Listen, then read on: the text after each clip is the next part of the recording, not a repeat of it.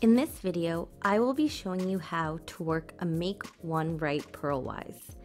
A Make One Right purl is a way of increasing one stitch on the wrong side of your work, and when done correctly, the increased stitch should be leaning to the right. Starting on the wrong side of your work, you will work your stitches until your pattern calls for the increase.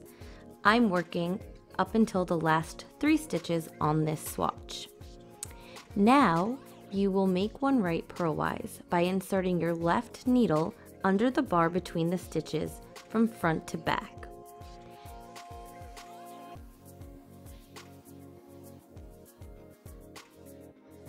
Now you will purl this new stitch through the back loop. Continue to work according to the pattern instructions.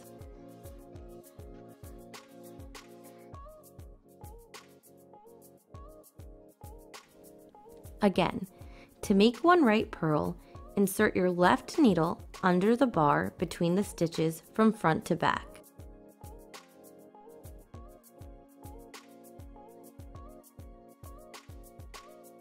Now, purl this stitch through the back loop.